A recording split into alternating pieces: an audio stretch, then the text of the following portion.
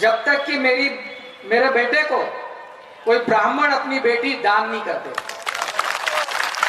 या उससे उसका संबंध नहीं बनाते, केवल आर्थिक आधार की अगर बात है तो। नमस्कार, आप सभी का स्वागत है पीडी डिजिटल न्यूज में। मैं हूं आपके साथ साक्षी गुप्ता। आज हम बात करेंगे मध्य प्रदेश के वरिष्ठ IAS अधिकारी संतोष वर्मा के बारे में, जिनके हाल ही के बयानों ने खूब हलचल मचा दी है। अब ये मामला प्रशासन व सरकार की कार्यवाही तक पहुंच गया है।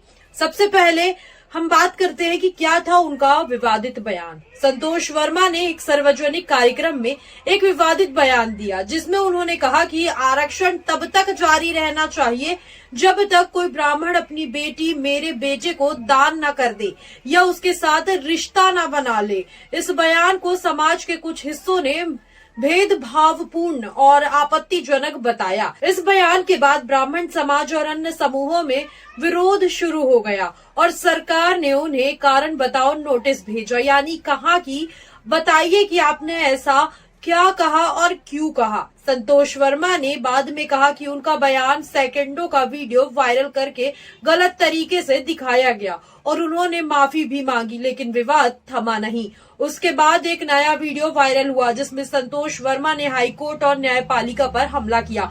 उन्होंने कहा कि सच में ST/SC वर्ग के बच्चों को सिविल जज बनने से रोक दिया जाता है और ये रोक हाईकोर्ट ही कर रहा है। उनके अनुसार ST/SC अभ्यर्थी UPSC जैसे बड़े परीक्षा में सफल हो सकते हैं, पर सिविल जज परीक्षा में चयन नहीं हो रहे क्योंकि उन्हें जानबूझकर कम नंबर दिए जा रहे हैं।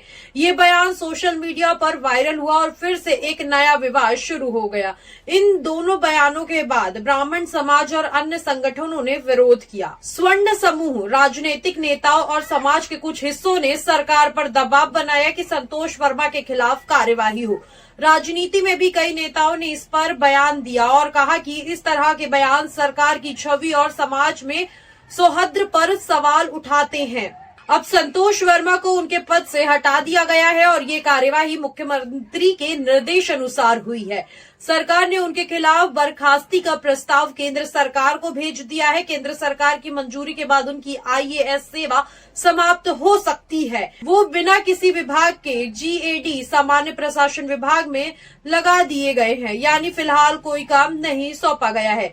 उनके प्रमोशन रोक दिए गए हैं और उनके खिलाफ चार्जशीट जारी करने की प्रक्रिया भी शुरू कर दी गई है। चूंकि IAS अधिकारी को सीधे राज्य सरकार बर्खास्त नहीं कर सकती, इसलिए मध्य प्रदेश सरकार ने केंद्र सरकार को प्रस्ताव भेज दिया है और इसके बाद संतोष वर्मा को उनके पद संपूर्ण रूप से खत्म कर दिया गया है। ये प्रस्ताव फर्जी प्रमोशन और विवादित बयानों दोनों के आधार पर भेजा गया है। अगर केंद्र मंजूर कर लेता है तो वो उनकी सेवा समाप्त कर सकता है, लेकिन अभी कंफर्मेशन नहीं आया है। लेकिन आप मुझे कमेंट सेशन में बताइए, ये जो बयान है ये वाकई विवादित था या नहीं था, क्योंकि मैंने आपको स्टार्टिंग में क्लिप भी लगाई है जिससे आपको ये चीजें समझ में आ जाए।